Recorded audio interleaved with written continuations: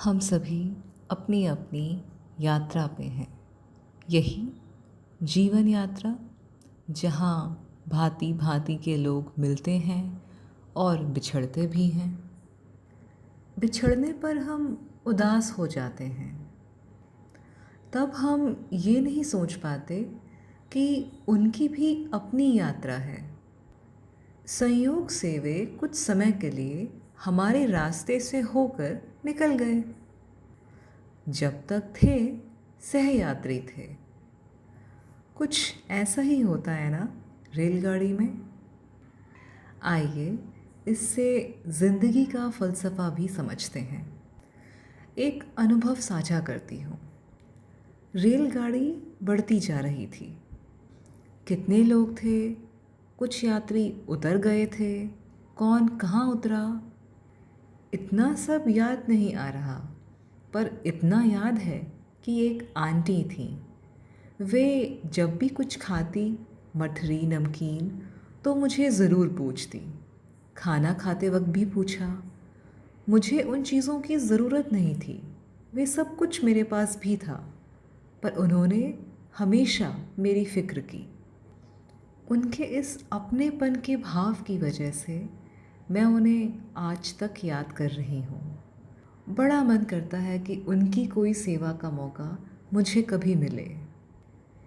एक लड़का याद आता है जिसके आँखों ने अच्छा खासा आकर्षित कर दिया था। एक तो लगातार देख नहीं सकते, तो नज़रें चुरा के देखती, फिर नज़रें टकरा जाने पर कहीं और देखने लगती। मन नहीं भरता। एक बच्चा भी याद आता है, छोटा पर अनोखे सवालों वाला।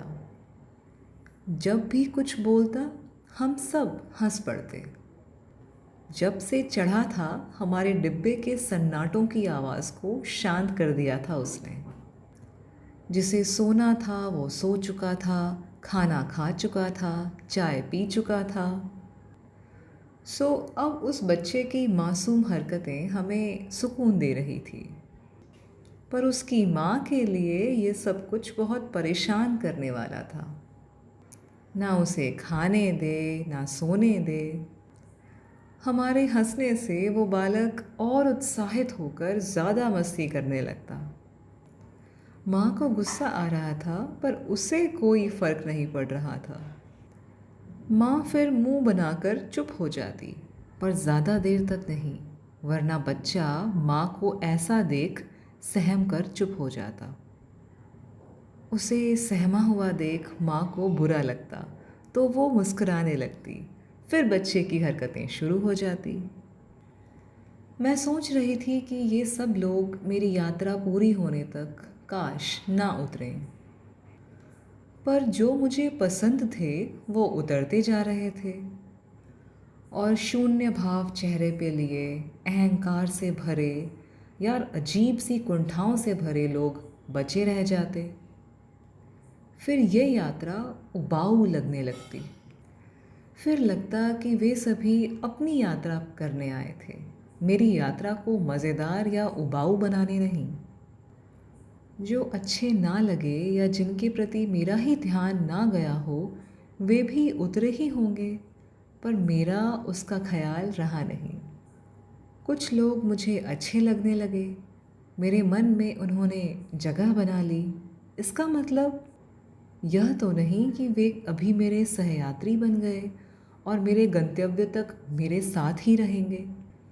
अब अचानक ख्याल आता है कि उन सभी के बारे में मैंने सोचा, पर क्या मैंने अपने बारे में भी सोचा कि मैंने ऐसा क्या किया कि किसी को अच्छा लगा हो, किसी को अपनत्व महसूस कराया हो।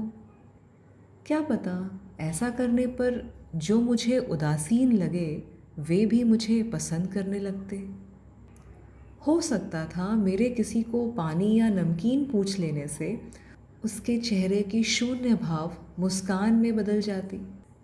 यह भी संभव था कि किसी की कुंठा इसलिए थी क्योंकि मैंने ही उनसे दूरी बनाए रखी थी।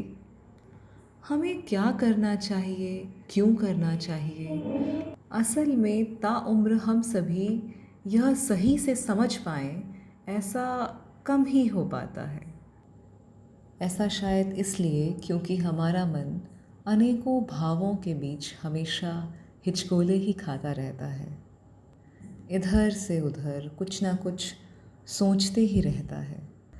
ज़िंदगी का सफ़रनामा हमें यह बताता है कि लोग आते हैं, कुछ पल ठहरते हैं, हमें कुछ महसूस कराते हैं और फिर अपनी मंजिल की ओर बढ़ जाते हैं। ना हमें उन्हें रोकने का हक है, ना हमें उन्हें रोकना चाहिए।